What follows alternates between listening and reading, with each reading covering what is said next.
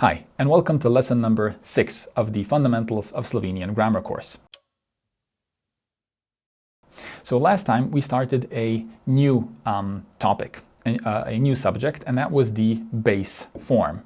And we said that the base form is the simplest form of a word. And as an example, we gave he and him. It's kind of like he is the original and him is a different version of he, or we kind of view he as primary and him as secondary.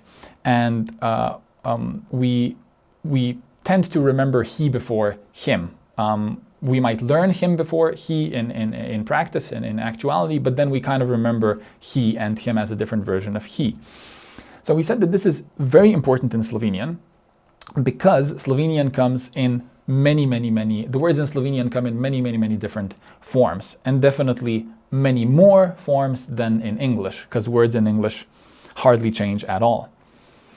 And so we gave the word dog as an example, and we basically said that there are no more than 2 dogs in English. We have dog singular, dog plural, that's it, dog and dogs. In Slovenian, however, we said dog is masculine, so there's nothing really we can do with gender, but then we have the entire interplay of number and case. And so we have no less than 6 different versions of one dog, and 6 different versions of exactly 2 dogs, and 6 different versions of many dogs. And today we will add a verb as well, which we didn't do last time. So let's do the exact same thing for the world of verbs. So to go in English, we do not have the dual, so we just have the interplay of number and person. So we have the singular, and then we have the first, second, and third person singular. For example, that would be I eat, you eat, he, she eats. And then we have the, we're doing to go, my bad. I go, you go, and he, she goes. And for the plural, we have we go, you go in the plural, and they go. Now in Slovenian, of course, we have the very same thing, but we have also the dual, which is a specific grammatical category for 2 of something. So we have, so Slovenian has a unique signature for the 2 of us go, the 2 of you go, and the 2 of them go. So we see it's not only in the world of nouns that Slovenian has more versions of a particular word, more forms, but in the world of verbs as well.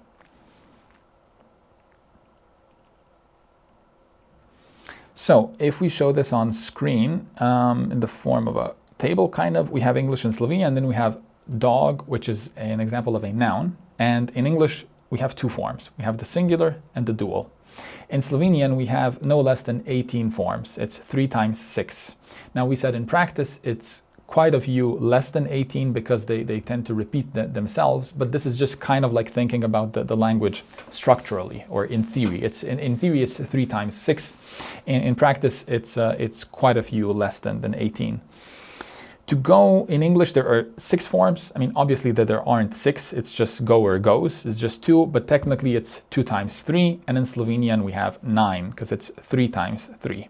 So the whole point we're trying to make here is that 18 is a much higher number than 2. Like it's not even close. Slovenian is much more complex as a language.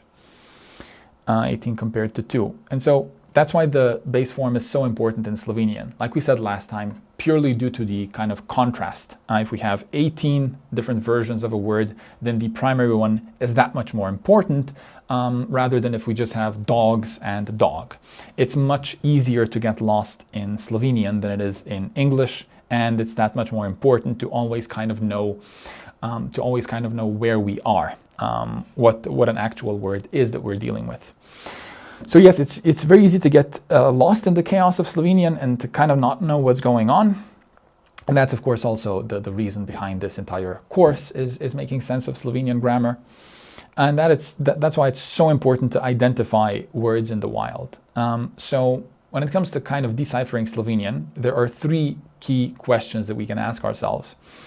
The first, so we come across a word in the wild, so to speak. The first one to ask ourselves is, what is the base form of whatever it is I'm looking at right now?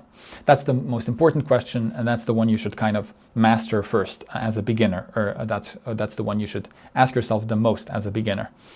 The second one then, the second logical step is, well, what is this form that I am looking at right now? So the first one is, okay, what's the base form? And then you kind of remember that. And then the next thing you can think about, well, what is this form that is in front of me? Is it in a particular case? Is this the dual? Is this the plural? What's going on? And the third question is, why is it in this form that it's in? And of course, the answer to the third question will involve cases. A lot of the times it will involve cases. So those are kind of like our three main questions. The first one is by far the most important one. The first one is the one that we will be using the most. And yeah, that's pretty much it for today.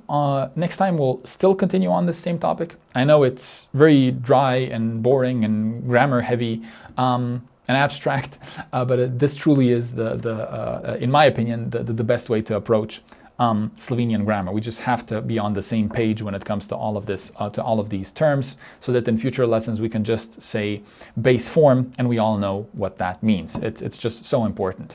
So I hope this wasn't too bad. I thank you for tuning in, and I hope to see you in the next lesson. Thank you for watching, and take care.